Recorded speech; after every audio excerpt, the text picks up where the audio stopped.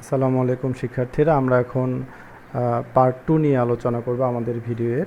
একটা বিষয় তোমরা আসলে খেয়াল রাখবা, এই যে সাউন্ড যে ব্যাপারটা, তোমরা যদি হেডফোন বা ইয়ারফোন যদি ইউজ করো তাহলে অনেক ক্লিয়ার সাউন্ডটা শুনতে পারবা। ওকে, আমরা যেখানে যে বিষয়টা নিয়ে আলোচনা করতেছিলাম, আমরা কী নিয়ে আলোচনা করতেছিলাম? আমরা এইখানে এটা নিয়ে আলোচনা করতেছিলাম যে প্রোগ্রাম মস্তিষ্ক বা কম্পিউটার। তার মানে একটা কম্পিউটারে আমরা যে যে কাজগুলো করে থাকি বিভিন্ন সফটওয়্যার দিয়ে, তো এই সফটওয়্যারগুলো এই আমাদের রোবটের মাথায় দিয়ে দিতে হবে।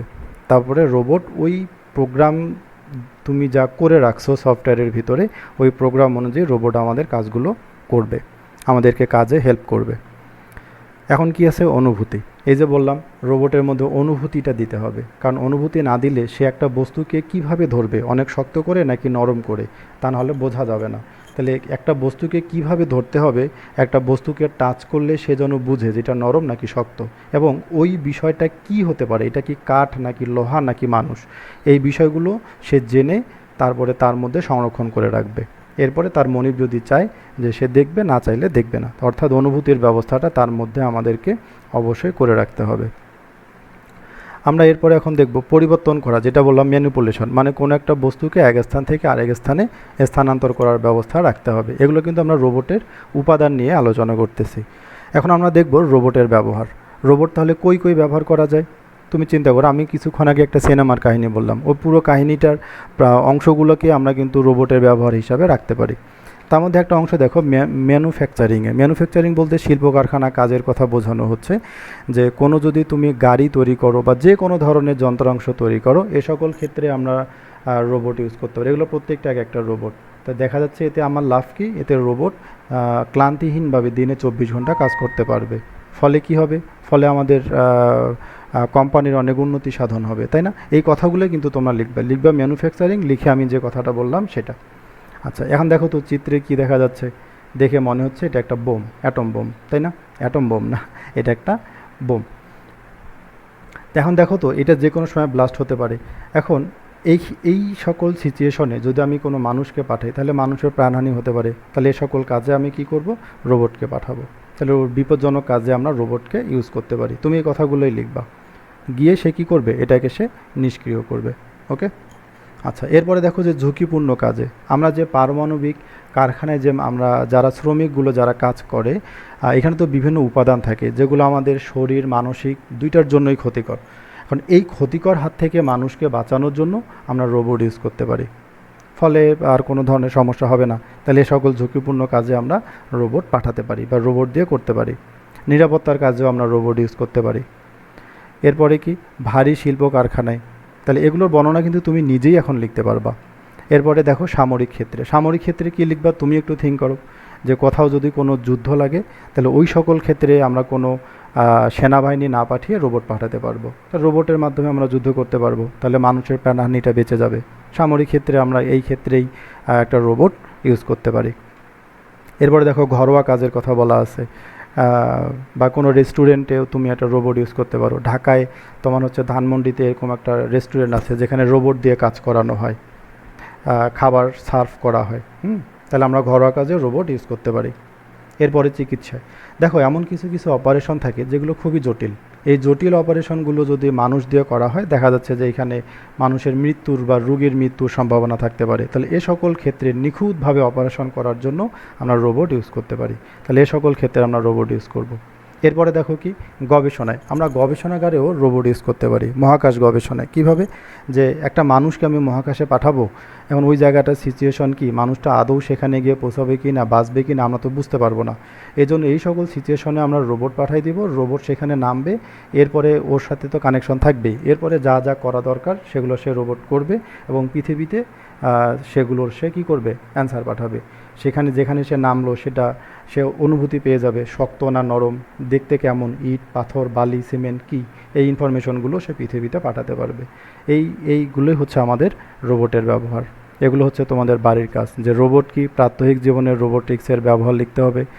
শিল্প ও চিকিৎসা ক্ষেত্রে রোবট কী অবদান রাখতেছে যুক্তিসহ ব্যাখ্যা করতে হবে। এগুলো তোমরা লিখবা। তা আমি যে রোবটের ব্যবহারগুলো বললাম, এই ব্যবহারগুলো তোমরা লিখে খাতায় রাখবা। পরবর্তীতে আমরা এগুলো ক্লাসে আবার দেখব।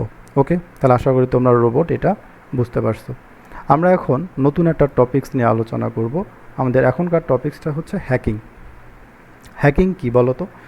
হ্যাকিং হচ্ছে কোনো ব্যক্তির অনুমতি ছাড়া ইন্টারনেট ব্যবহার করে অন্য কোনো ব্যক্তি যদি তার মোবাইল বা কম্পিউটার অ্যাক্সেস করে বা তার মোবাইল বা কম্পিউটারে যে ইনফরমেশনগুলো আছে সেগুলোর ক্ষতি সাধন করে বা চেঞ্জ করে দেয়, তখন তাকে আমরা বলবো হ্যাকিং।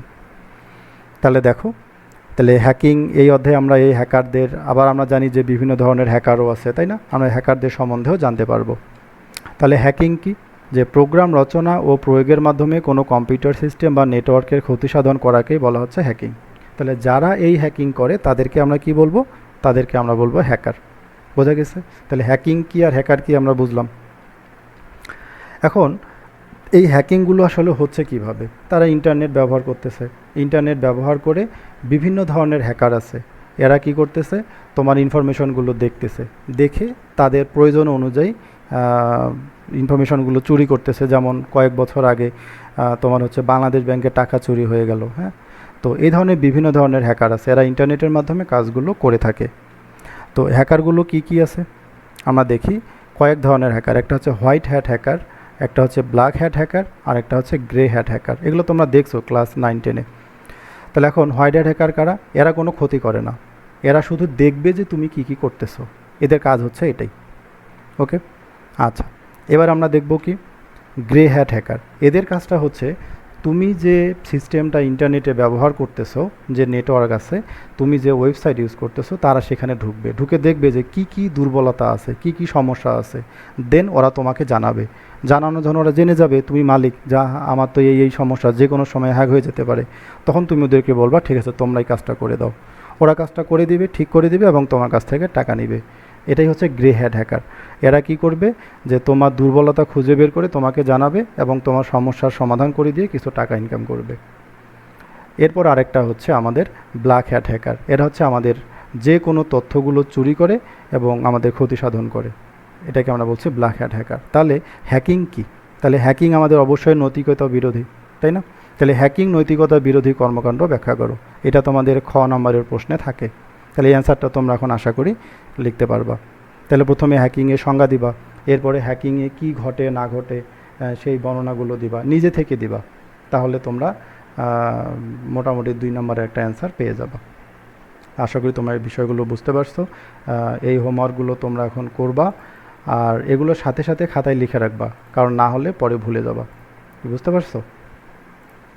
আচ্ছা, আর তাহলে এর আগে আমরা কি কি দেখছিলাম তোমাদের মনে আছে? আমরা গ্লোবাল ভিলেজ দেখছিলাম, তারপরে হচ্ছে ক্রায়ো সার্জারি দেখছিলাম, তারপরে আমরা দেখলাম হচ্ছে ভার্চুয়াল রিয়েলিটি, এখন দেখলাম রোবোটিক্স, আবার রোবটের ব্যবহার, তারপর আবার দেখলাম হ্যাকিং। তাহলে এই তোমাদের এইচডাব্লিউগুলো হচ্ছে এদের সংজ্ঞাগুলো লেখা এবং এদের কাজগুলো লেখা, কোনটার কাজ কি, যে রোবট কি কি কাজে ব্যবহার করা হয়। শুধু নাম না, একটা করে টপিক্সের নাম দিবা, দিয়ে আবার ওটা সম্বন্ধে 2-3 লাইন বা 3 লাইন 4 লাইন করে লিখবা, এবং প্রত্যেকটার ব্যবহার মিনিমাম 6টা বা 6টা না 8টা 9টা করে লিখবা। তাহলে ভার্চুয়াল রিয়েলিটির সংজ্ঞা, ভার্চুয়াল রিয়েলিটির ব্যবহার, রোবটের সংজ্ঞা, রোবটের ব্যবহার, এই জিনিসগুলো লিখবা। আমি সামনের দিনে তোমাদেরকে এখান থেকে উদ্দীপক কী হতে পারে এটা দেওয়ার ট্রাই করব। ঠিক আছে, তাহলে তোমাদের সবাইকে ধন্যবাদ। সবাই ভালো থাকবা, ভালোভাবে পড়াশোনা করবা, নিজেদের যত্ন নিবা এবং বাইরে গেলে অবশ্যই মাস্ক পরিধান করবা। Thank you.